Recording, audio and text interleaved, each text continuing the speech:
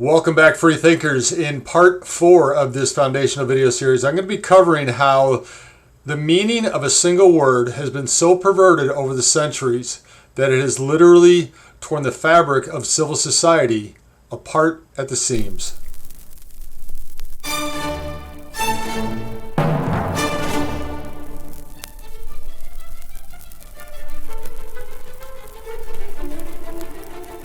Because once you know how the mind works, you can control it, and once you can control it, you can focus it.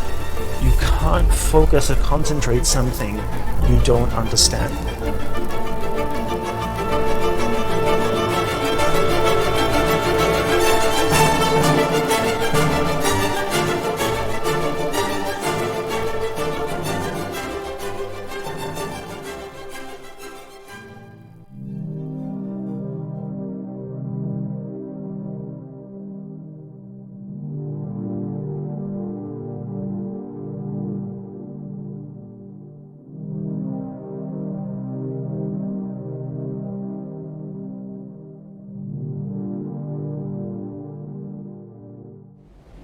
You keep using that word. I don't think it means what you think it means. Yes, I do not think it means what you think it means. How the perversion of a single word has decimated society. No, you're most likely not the label you've chosen. I wanted to do this video because moving forward in this series, I'm going to be using this word in the way it's meant to be used, in its original context. And so we need to dispel the current understanding and meaning of this word in today's society so that people understand when I use this word, it's not what they think it means today. So, and again, it's a word that it just invokes a lot of emotion in a lot of people. A lot of people use it as a shield of virtue signaling. But I think once you get to the end of this video, and you really need to get through this whole video to understand the importance of reclaiming the true meaning of this word, because what it's been used for has literally divided the world. And by reclaiming its true meaning, I believe it will help to reunite the people as one. So, what is this word? Drum roll, please. Liberal. Now, that word invokes a lot of emotion in a lot of people's heads. Some people will look at that and immediately think libtard, or a lot of people will look at that and say, oh yes, that's how I identify, that's what I identify as. But unless we understand the true meaning of this word, we really don't know what we're talking about. And it's like Dorothy Sayers said in her essay, in her speech, we must define the terms of our words so that people can understand that when we're communicating with them, we're coming from the same base of understanding.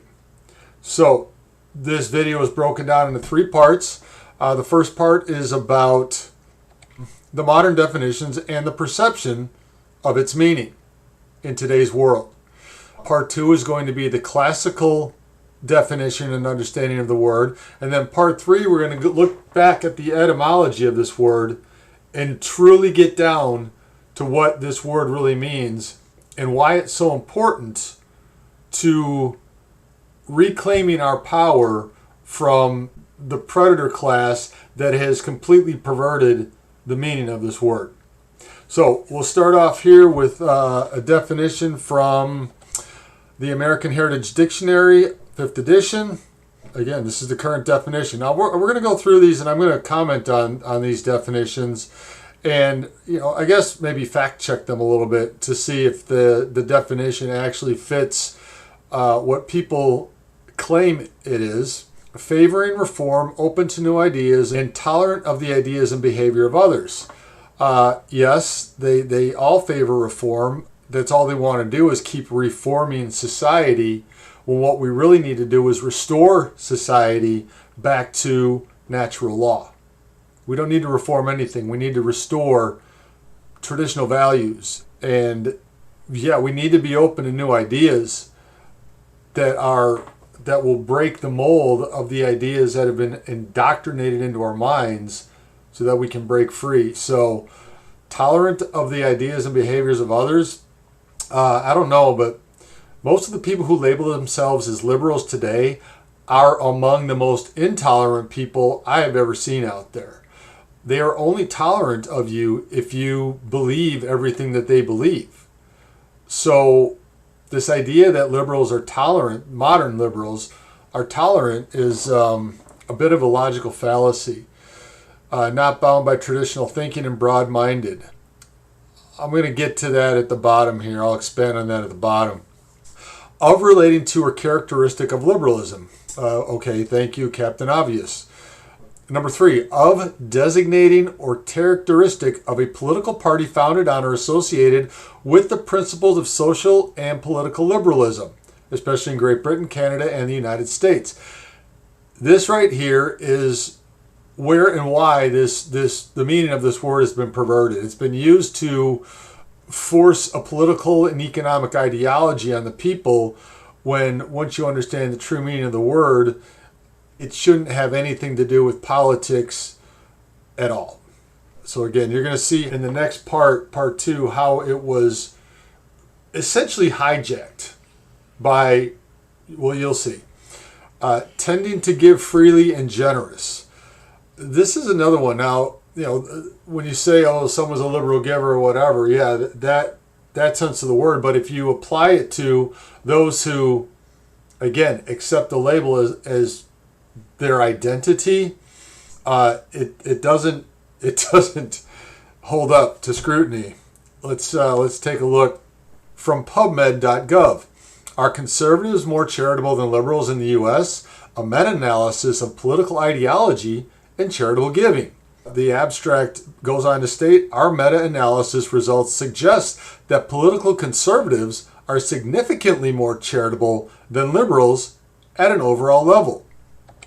We've got one more here. Arthur Brooks, the author of a book on donors to charity, Who Really Cares, cites data that households headed by conservatives give 30% more to charity than households headed by liberals. A study by Google found an even greater disproportion. Average annual contributions reported by conservatives were almost double those of liberals. So we're talking about, one ideology is 30 to 100% more generous than the other. So tending to give freely doesn't really fit that label if that's the label you've chosen. Not strict or literal, loose or approximate. And this goes back to broad-minded and traditional thinking, or not bound by traditional thinking. And again, this is one of the biggest problems with what the meaning of this word has come to mean today, is that no, they're not strict or literal. They are loose and approximate. So essentially what they've done is, the idea of liberalism today is you can choose your own reality and that's just fine. You can be whatever you want to be and you'll be accepted. But the problem with that is when it comes to natural law and objective reality, you can't create your own false reality. You can do it personally, I suppose, but when you do it at a society-wide level and it doesn't align with natural law and objective truth, then everybody suffers. And that to me is the greatest threat and danger of this modern idea and understanding of what liberalism is, that you can just believe whatever you want. You have a right to your opinion, and again, it's this idea that you can create the fantasy world and it's okay. And that's just not true, because objective reality and natural law are always in effect. And finally, down number 7 here, they finally start getting close to the true meaning of the word, of relating to or based on the traditional arts and sciences of a college or university curriculum. And we'll be getting into that later. Merriam-Webster dictionary, at least number one, they put of relating to or based on the liberal arts. And again, moving forward in this foundational series, this is exactly why we need to clarify and define our terms, because what I'm going to be talking about in the next video are the liberal arts, a liberal education. The archaic definition of or befitting a man of free birth is actually not that archaic once we resurrect the true meaning of the word. Marked by generosity, we've already covered that. This one's interesting. Obsolete, lacking moral restraint, and licentious. I don't think that definition is obsolete at all, because if you look at most people who define themselves by this modern definition, I see a lot of lack of moral restraint. I see a lot of licentiousness in that sector of society. I mean, it's a known fact that going back to believing whatever you want and doing whatever you want. I have no problem with that on a personal level, but on a societal level, when they unite together and form a group large enough to impose that will on others, that's where we have a problem with this current idea of liberalism. Not literal or strict loose, kind of the same thing. Now this one's interesting. Not bound by authoritarianism, orthodoxy, or traditional forms. However, as you will see as we move forward here, those who label themselves as liberal today are among the most authoritarian people out there. All we have to do is look at what happened in 2020 to 2022 to see exactly how authoritarian these people are. So saying they're not bound by authoritarianism, this is a little bit of gaslighting by the current understanding of this word. Cambridge Dictionary defines it as tending to emphasize the need to make new laws when necessary because of changing conditions and to depend on the government to provide social services. And again, as you see, this is exactly what this word has been perverted to mean. Giving our power away to government to manage everything, to provide services for us. And again, that's 180 degrees from the original true meaning of this word. So again, wait to the end, so you got to see what the real meaning is. The Encyclopedia Britannica defines it as a political doctrine that takes protecting and enhancing the freedom of the individual to be the central problem of politics. Again, this is a bit of gaslighting, because if you look at the liberal parties of the world, they do not protect and enhance your freedom. They are doing everything to chip away and destroy your freedom. So this idea of liberalism is a deception. This modern idea, I mean, people, again, have no idea about the words that they're using. And I highlighted this bottom part here because I want to rephrase it in a way that the solutions that I'm proposing would actually fit. So it says the problem then is to devise a system that gives government the power necessary to protect individual liberty, but also prevents those who govern from abusing that power. So again, this is the statist view of the world, that the people must devise a government or a system that gives government the power. Okay? That's a violation of natural law. So I'm going to rephrase this from my point of view and from the point of view of the natural law republic that I've written and proposed as the real ultimate solution based on natural law. So given that, I would phrase this: the problem then is to devise a system that gives public service administrations the responsibility necessary to protect individual liberty and the free market, but also prevents those who administer public services from abusing that responsibility. So you see what I've done here is I've removed the idea of power from anybody in society, and I've replaced it with responsibility, and I've replaced the idea of government with public service administration. Because why should we use a word that means to control when we can just use words that people understand what it is? Oh, well, they're there to administer public services that are beneficial to all of us. So again, we can change words so that we have a better understanding of how society should operate and our true place in society as sovereign, sentient human beings. So that's it for part one. I think we have a good understanding of what liberalism means today and what it's become. So moving on to part two, understanding and defining classical liberalism. What I'm going to do here is I'm going to go over two books.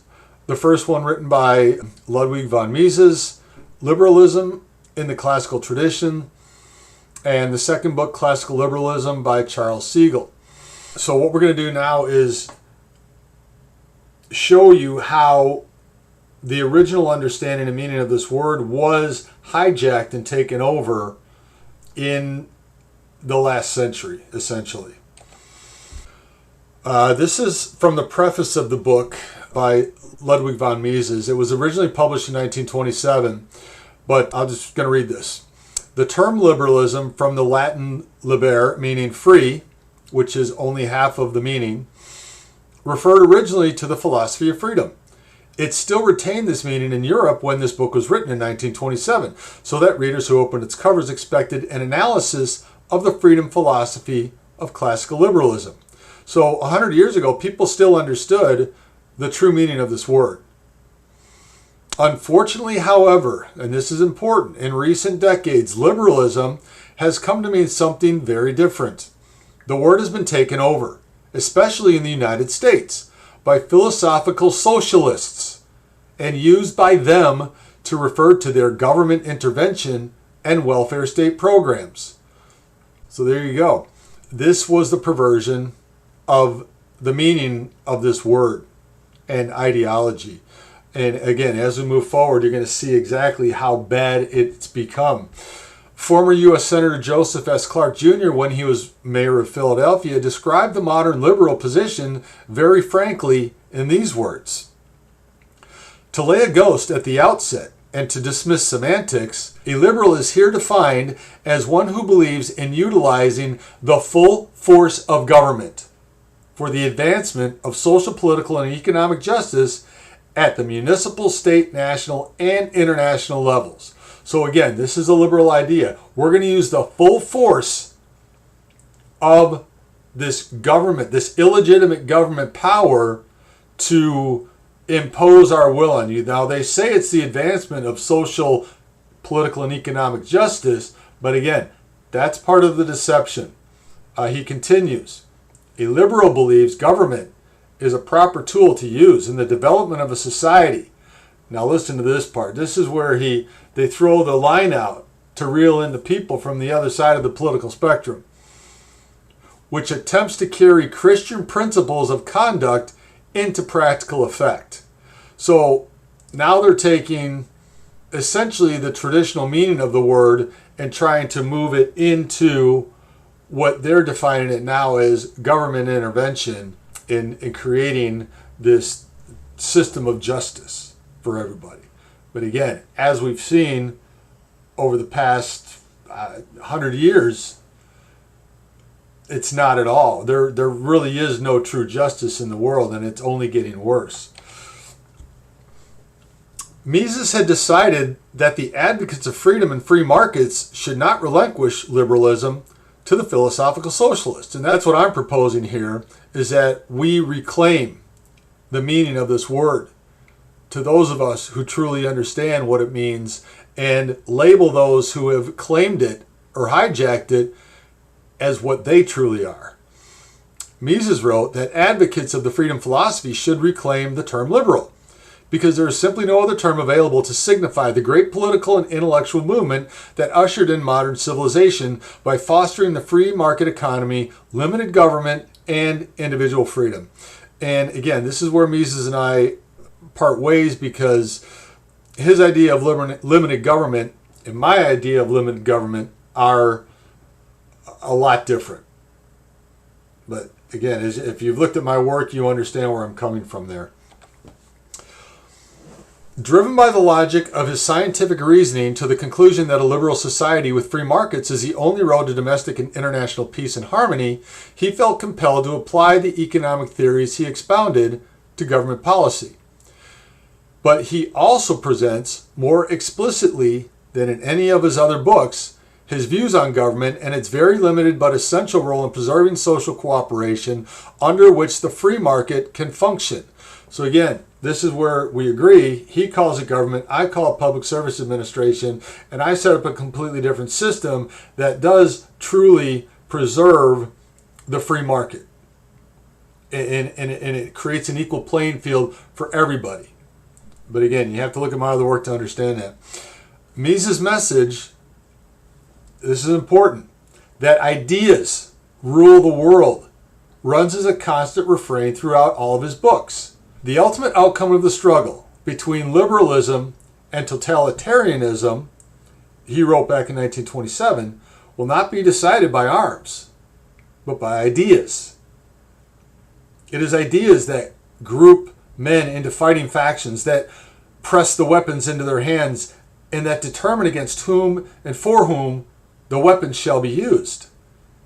It is they, the ideas alone, and not the arms, that in the last analysis turn the scales. So, and I've been saying this for over 2 years, this transition to a new social order, a new society, can be completely peaceful and nonviolent. All right, we don't need to use arms. All we need are ideas. We need good ideas, and we need people to learn and understand these ideas. And once enough people get to that point, we just decide, yeah, let's do it. Let's go. We're going to institute a new system that no longer enslaves us. In fact, the only hope of keeping the world from plunging still further into international chaos and conflict is to convince the people to abandon government intervention and adopt liberal policies. Now, if you told someone today that we must adopt liberal policies to keep the world from plunging into further international chaos, they would look at you and call you crazy. Unless, of course, you're on the left side of the political spectrum. But again, as we move forward here, you're going to understand what true liberal policies, in the sense that he meant 100 years ago, truly are. We're going to move on to the next book from Classical Liberalism by Charles Siegel. This was published in 2011. 19th century liberals, like today's libertarians, called for minimum government interference in the freedom to pursue one's own interests, both economic freedom and personal freedom. The focus on self-interest reflected the realities of the market economy that thrived from the 16th to the 19th century. And that's exactly what I'm trying to do with my work, is to return or restore the ideas of true liberalism and restore a truly free market economy that can't be hijacked by the monopolists and the corporate or the crony capitalists, as the current liberal ideology has allowed. So again, you can see, hopefully you can see by now how inverted and twisted this ideology has become. He wrote this book as he was dissatisfied with this conventional history of liberalism, with its two stages of laissez-faire and modernism. This history seemed to diminish liberalism by interpreting it as a reaction to transient economic circumstances only. It goes much deeper than that. Liberalism includes deeper and more permanent human ideals than this, such as self-government, freedom of thought, and freedom of conscience. And by the time we get done with this, you're going to understand exactly why he says that. I found that we tend to overlook classical liberalism because it usually flourished so briefly that it produced little or no political theory. And that's the case. Because the true liberals of history have always been suppressed, because true liberalism is the path to human emancipation from the predator classes and the controlling ruling classes throughout all history. By the time we're done, again, you'll understand that. It is only during the 20th century that liberals lost touch with the classical tradition so completely that they reinterpreted the history of liberalism to include nothing but laissez-faire and modernism, which essentially is applied to the economics and political structures of society. But again, once you leave out the true meaning of the word, you lose the true essence of the etymology and historical meaning of what liberal truly meant. In 19th century America, this part here is really interesting. In 19th century America, the Industrial Revolution created a class of people who would never own farms or businesses and who would work for other people all their lives. Now, this was the Second Industrial Revolution he's talking about here. Now we're entering what the predator class wants to take us into, the Fourth Industrial Revolution, and they're telling us you'll own nothing, not just your own farms and businesses. You're not going to own anything. So again, once you understand, well, let me finish this. Something that shocked Americans in the 1830s and 1840s when they first realized that it was happening. So they were shocked by the Second Industrial Revolution, that it was taking away people's ability to be free and that they would be slaves. They wouldn't be able to own their own farms and businesses. They would work for someone else the rest of their lives. That shocked Americans almost 200 years ago. Are people shocked now by going into the Fourth Industrial Revolution? Those of us who are awake and aware are, but the sleeping masses really aren't. They have no idea what's coming. During the 20th century, centralized organizations took over many responsibilities of families and voluntary groups. Once they accepted the ideal of negative freedom, liberals could live with the fact that modernization was making people more powerless. People still had their freedom as long as they were free from direct government coercion. So let's talk about this idea real quick of negative freedom and positive freedom, because he's going to talk about that in the next slide here. Positive freedom is the understanding that we're all born sovereign, that we're all born free, and we have the personal responsibility to ensure that we remain free throughout our lives.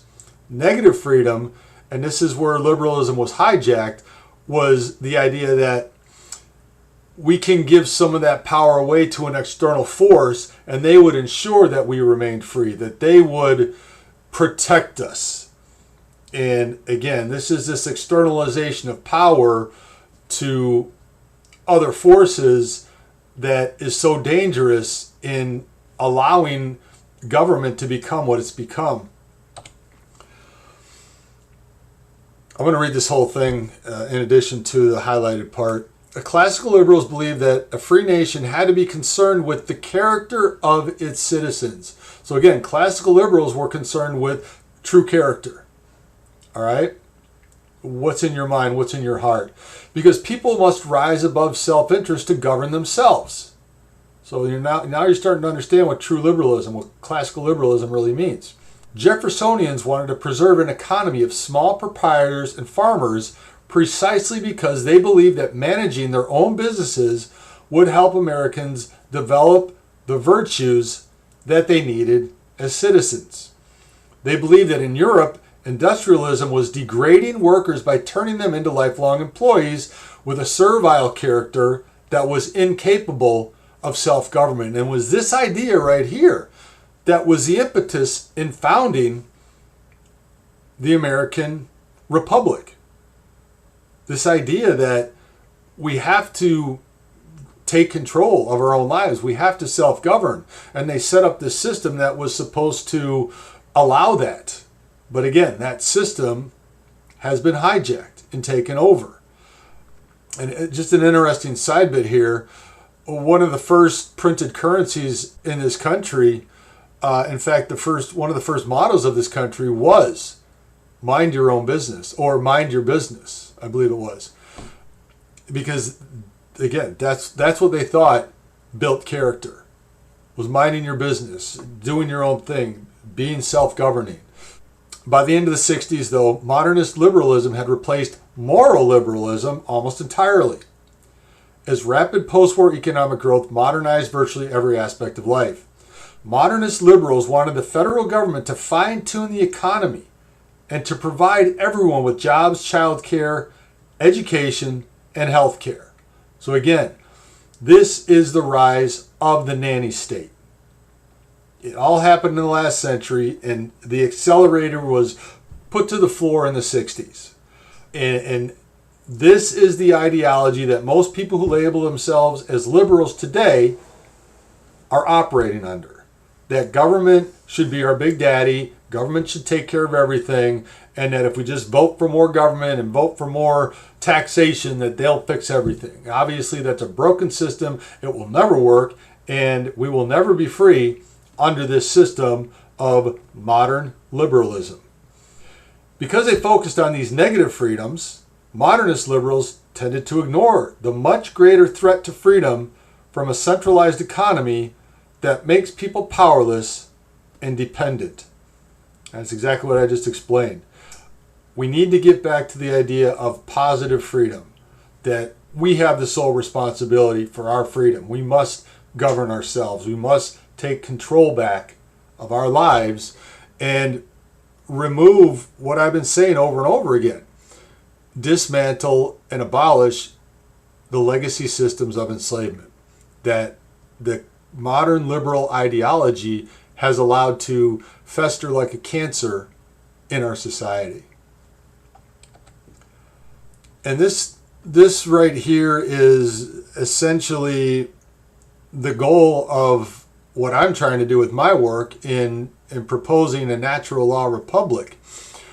Once people have enough, the classical liberal emphasis on virtue becomes important again, because we can do more to enhance our well-being by living well than we can by consuming more. And again, that's the whole idea of the natural law republic, and creating a world in which everybody can thrive, and as opposed to merely surviving, because these people in control create circumstances which put us into a condition of scarcity. Everything they do, all of their models are designed to create scarcity so that we have to rely on external forces for our mere sustenance and survival. A couple years ago, when I started my company, I called it Living Well VNL. The VNL being an abbreviated cryptic version of under natural law, the V being an arrow meaning under natural law. So again, the whole idea of living well, consuming less, and living and thriving in balance with nature is truly a classical liberal ideal. And again, that's what he's saying here. Because once we have enough and we're thriving, virtue becomes important again. And I think we've got one more slide from this book. Classical liberals insisted that there should be a government of laws, not of men, and a division of powers among the branches of government to protect civil society from the tyranny of the majority. Ideas that were a staple of political philosophy from Aristotle onward. And again, this is where Charles Siegel and I completely part ways, because we don't need a government of laws. We need to understand natural law, and we need a system that honors natural law and protects the individual sovereignty of people. He talks about a division of powers among the branches of government, and as I've said many times, dividing the powers among several branches of government, you still have a centralized system that has clearly been hijacked. All three branches have been hijacked by powers above them. So there is no division of powers anymore. It's just one power imposing their will on all of the people. So we do have a tyranny of the majority in a modern liberal society. The classical liberals also developed a theory of natural rights based on natural law. Where have we heard natural law before? Which was meant to protect positive freedom, This theory has been forgotten almost completely today because it has been replaced by theories of natural rights that protect negative freedom. So again, this here is really important because this is the root, this is the core of all of my work. If we reclaim this idea of classical liberalism and the true meaning of the word, we can return to a world of positive freedom where we all recognize that we're born free, and it's our responsibility, personal responsibility, to remain free. And again, this is what creates true character. This is what creates virtue in individuals and society. This idea of,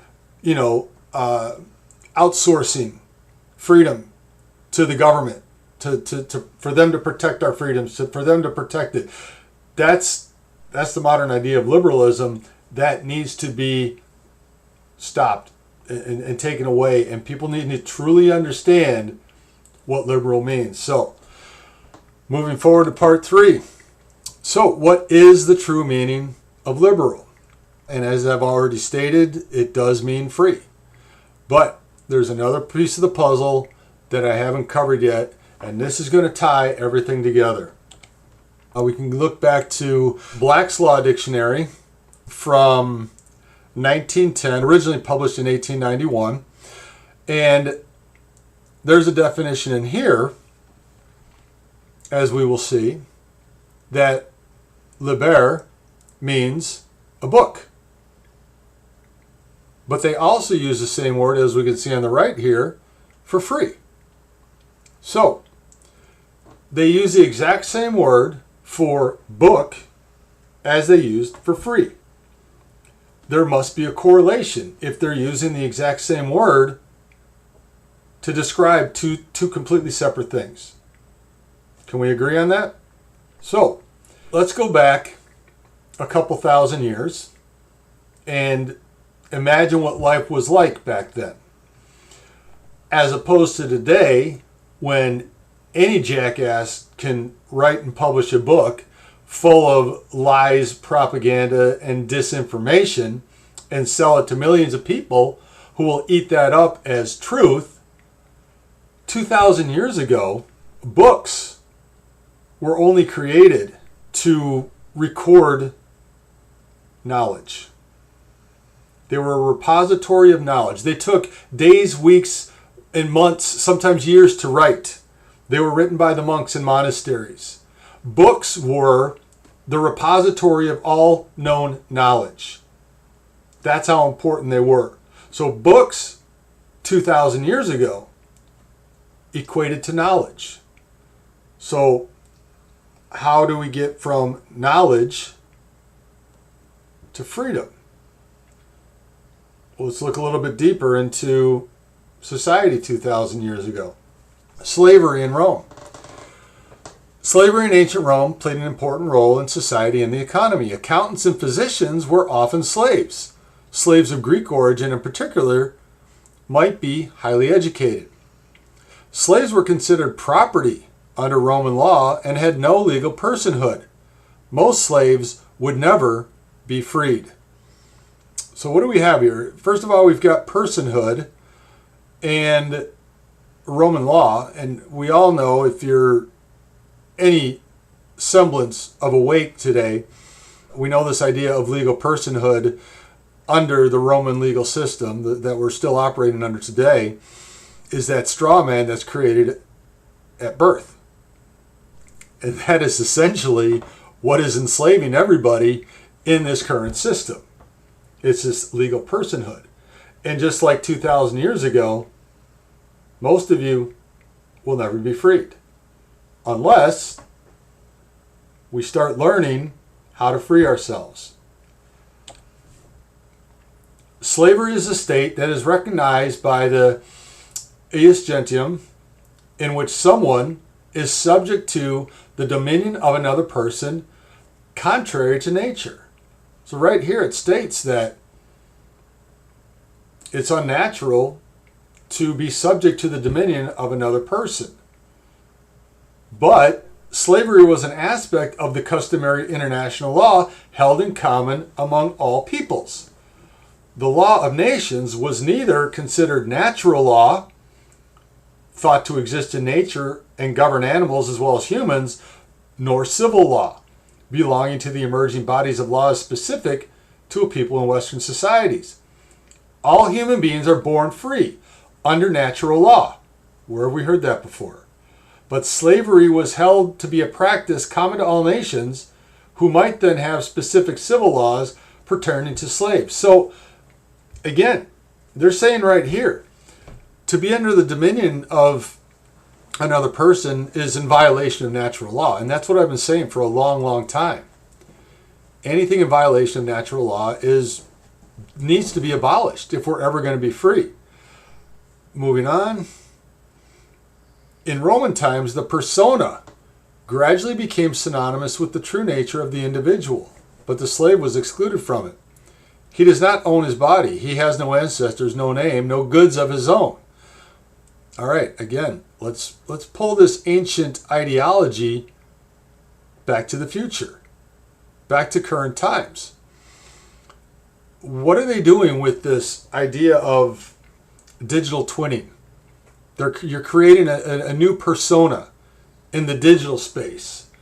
And that's what transhumanism is all about. It's about moving us into this new state of slavery that they say is going to be synonymous with the true nature of the individual, right?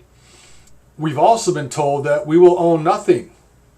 So what the Fourth Industrial Revolution is trying to do is to move us into a form of modern slavery, complete slavery over every aspect of our lives.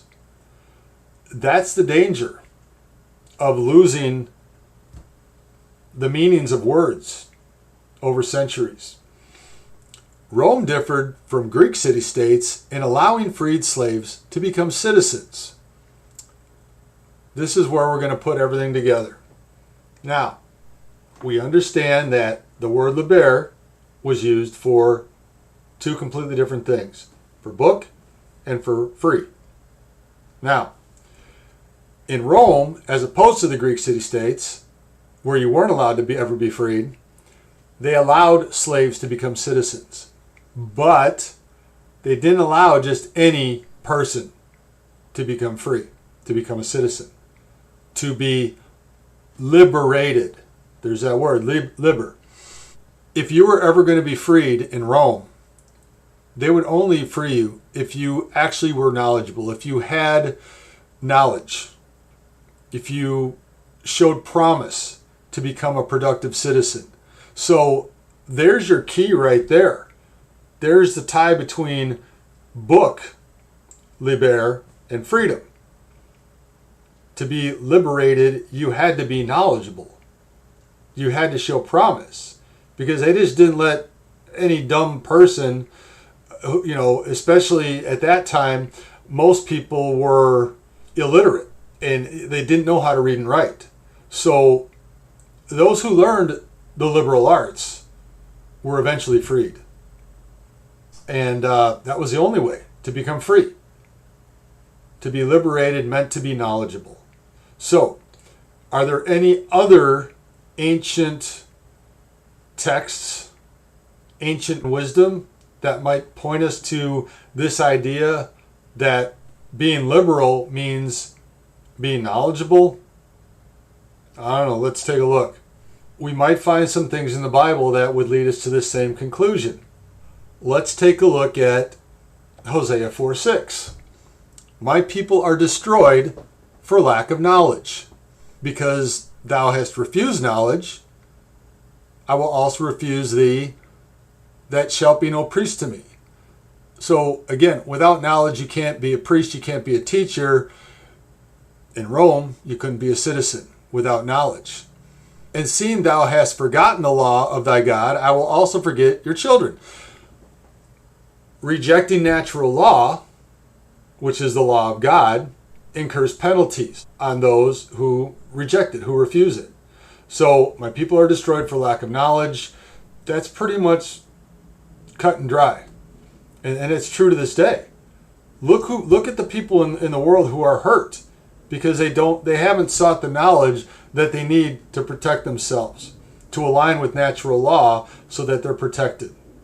And that's exactly what this scripture is saying. Anything else? Matthew 7:7 to 7:8. And this is the key to acquiring knowledge. Ask and it shall be given you. Seek and ye shall find. Knock and it shall be opened unto you. The only way to acquire knowledge is you have to take the personal responsibility to ask, seek, and knock. If you don't, it's not just going to come to you. You have to do the work yourself. The work that I've done, that work that thousands of other people have done who have come to this level of understanding and knowledge in the world. No, nothing's going to be given to you, especially by the people who have taken control of the reins of power in this world, because they don't want you to be free. The only way to be free and to liberate yourself is to become a true liberal, to seek knowledge, to acquire that knowledge. This is the true meaning of the word liberal. John 8:3-2. And ye shall know the truth, and the truth shall make you free. What's the operative word here? No.